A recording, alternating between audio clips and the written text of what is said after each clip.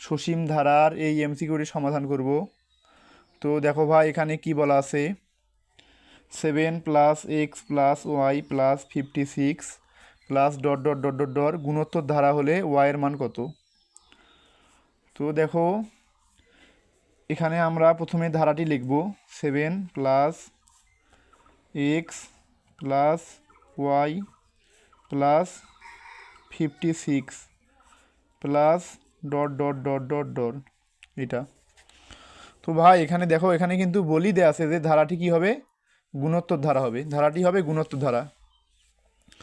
তো গুণোত্তর ধারার আদর্শ রূপ কি ভাই, এখানে তোমাকে জানতে হবে যে গুণোত্তর ধারার আদর্শ রূপ কি, এটা হলো বেসিক।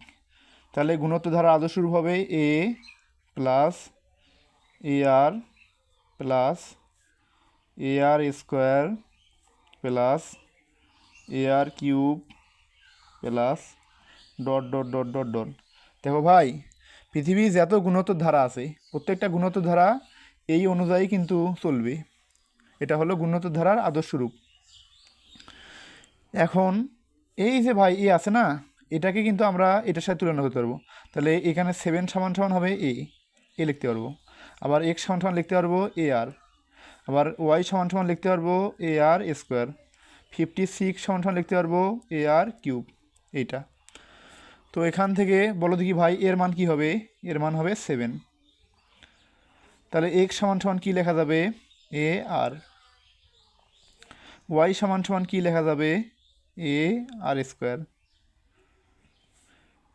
আবার 56 সমান সমান কী লেখা যাবে, এ আর কিউব, এইটা। দেখো ভাই এখানে তোমাকে যদি বলতো যে এক্স এর মান কত, তাহলে কিন্তু তোমার এর মান লাগতো আর এর মান লাগতো।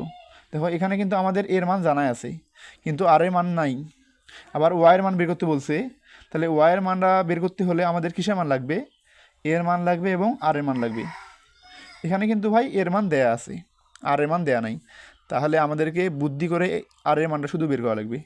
তো দেখো তো এখানে 56 সমান সমান এ আর কিউব লেখা যাবে না, তাহলে আমরা এখানে সেটা লিখব যে এ আর কিউব সমান সমান 56, এইটা।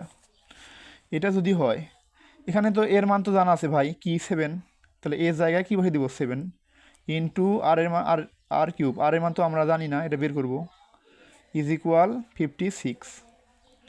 তাহলে 7 এর সাথে কি আছে, গুণ আছে, তাহলে ওই বিষয়ে কী হবে, ভাগ হয়ে যাবে। তাহলে আর কিউব সমান সমান কী হবে, 56 ভাগ 7। তাহলে 7 × 7 = 57। তাহলে আর কিউবের মান কি হবে ভাই, 8। এখন এখানে যেহেতু আর এর উপর কিউব আছে, তোমাকে চিন্তা করতে হবে ভাই যে এই যে সংখ্যাটা আছে এই সংখ্যাটাকে কতর উপর কিউব দিলে এটা হবে। বলো দেখি ভাই 2-এর উপর কিউব দিলে কি হয়, আমরা যদি 2-এর উপর কিউব দিই তাহলে কি হয়, 8 হবে। তাহলে এই যে 8 আছে, 8-এর জায়গায় যদি আমি 2 দিয়ে তারপর কিউব দেই, কারো কি কোনো আপত্তি আছে? 2-এর উপর কিউব দিলে তো 8 হবে ভাই, তাহলে এটা লেখা যাবে। তাহলে এখন দেখো দুইটা পাওয়ার যদি সেম হয় তাহলে কি লেখা যায়, ভিত্তিগুলোও কি লেখা যায় ভাই, সমান লেখা যায়। অতএব পাওয়ারগুলো সেম হলে কি যাবে, ভিত্তিগুলোও কি হবে, সমান হবে। তাহলে আর এর মান কি হবে, 2। তাহলে এখান থেকে আমরা কি পাইলাম, আর এর মান পাইলাম 2। এখন আর এর মান পাইছি, এর মানও পাইছি। এখন তোমার আর কোনো সমস্যা আছে, তুমি এক্স এর মানও বের করতে পারবা, ওয়াইয়ের মানও বের করতে পারবা। তাহলে আমাদের চাইছে যেহেতু ওয়াই, তাহলে ওয়াইয়ের মান বের করবো। তাহলে ওয়াই সমান সমান কী লেখা যাবে, এ আর স্কোয়ার।